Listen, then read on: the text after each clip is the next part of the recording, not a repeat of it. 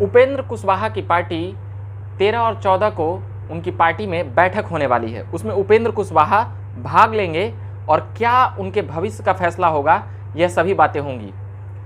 उनकी पार्टी किधर जाएगी, वह फैसला 13 और 14 पर अटकी हुई है। उससे पहले हम बता दें कि किसान आंदोलन का आज 100वां दिन पूरा हो गया है और भारतीय क्रिकेट टीम ने ऐतिहासिक जीत दर्ज की है। पहला टेस्ट हारने के बाद जिस प्रकार से 3 टेस्ट जीते हैं अंग्रेजों को हरा करके भारत में। इससे पहले ऑस्ट्रेलिया में सीरीज हो रही थी और उसमें भी 2-1 से सीरीज भारत ने जीता था, मगर पहला टेस्ट हार गया था बुरी तरह से।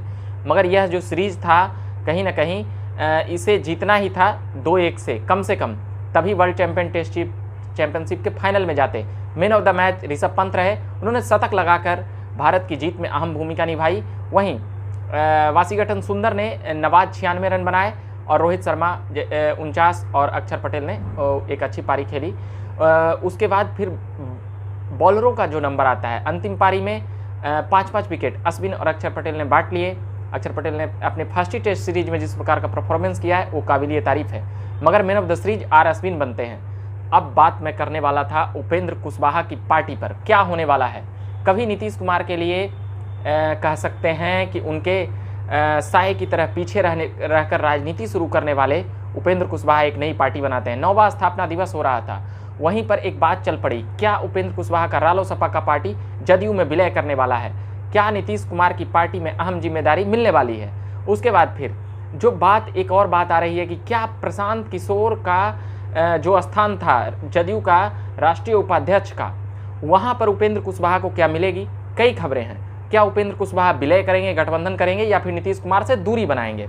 तो ऐसी कई रालोसपा पर ये जो बातें चल रही है उपेंद्र कुशवाहा, मगर उपेंद्र कुशवाहा पहले भी कहते रहे हैं कि हमारा गठबंधन नहीं हो रहा है और गठबंधन से अलग हो जाते हैं। एनडीए गठबंधन से छोड़कर महागठबंधन में चुनाव लड़ते हैं 2019 के लोकसभा, उसके बाद 2020 का विधानसभा मायावती और ओवैसी की पार्टी के साथ लड़ते हैं। भले ही उनकी पार्टी एक भी सीटें न लोकसभा में जीत पाई न विधानसभा में, मगर 2014 में क्या हुआ था, कौन सी पार्टी कब कैसे मंच पर आ जाती है और उस पार्टी से जीत करके आने वाले सांसद कब कहाँ मंत्री बन जाते हैं, यह देखने के लिए मिला 2014 में।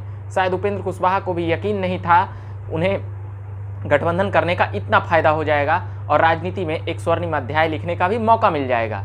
3 सीटें मिली थी 2014 में, तीनों सीटों पर वो जीतते हैं। उनके साथ अरुण कुमार जो जहानाबाद के सांसद थे और काराकट, तीन सांसद, तीनों सीट मिलता है और तीनों जीतते हैं। बात होता है एक मंत्री बनाने का, उपेंद्र कुशवाहा अपनी पार्टी की ओर से मंत्री बनते हैं, राज्य मंत्री ही बनते हैं, शिक्षा का राज्य मंत्री, उस वक्त स्मृति ईरानी थी मंत्री, एडुकेशन ह्यूमन डेवलपमेंट जो मंत्रालय था उसमें। उसके बाद फिर 2018 में ऐसा होता है कि 2017 में नीतीश कुमार आ जाते हैं बीजेपी के पाले में, 2017 में गठबंधन तोड़कर, और 2018 में उपेंद्र कुशवाहा बीजेपी से गठबंधन तोड़कर महागठबंधन की तरफ चले जाते हैं। नीतीश कुमार पर बहुत हमलावर रहे, कई बार धरना प्रदर्शन और आंदोलन किए, आमरण अनशन किए। नीतीश कुमार पर सैकड़ों आरोप लगाया करते थे उपेंद्र कुशवाहा, मगर क्या अब उनकी पार्टी नीतीश कुमार में विलय करने वाली है, क्योंकि उपेंद्र कुशवाहा भी देख चुके हैं, विधानसभा का परिणाम हो या फिर लोकसभा का परिणाम, वह देख चुके हैं, वह अपने फैसले को चुनौती दे चुके हैं। और उनके जो नेता बार बार कह रहे हैं कि अभी मेरा विलय नहीं हो रहा है, ये गलत खबर है। तो देखने वाली बात यह है कि 13 और 14 मार्च को क्या होता है उपेंद्र कुशवाहा की पार्टी का निर्णय। उसके बाद सामना होगा जिस प्रकार से क्या पार्टी का स्टैंड है, जो बातें जो खबरें चल रही है उसमें कितना सच्चाई है। तो अभी के लिए फिलहाल हम इतना ही करेंगे, हम इंतजार करेंगे रालोसपा पार्टी आखिर क्या करती है और नहीं करती है। अभी के लिए हम इतना ही कहना चाहेंगे। झकास 12 चैनल को आपने सब्सक्राइब नहीं किया होगा तो सब्सक्राइब कीजिएगा और फेसबुक पेज को भी लाइक कीजिएगा। धन्यवाद।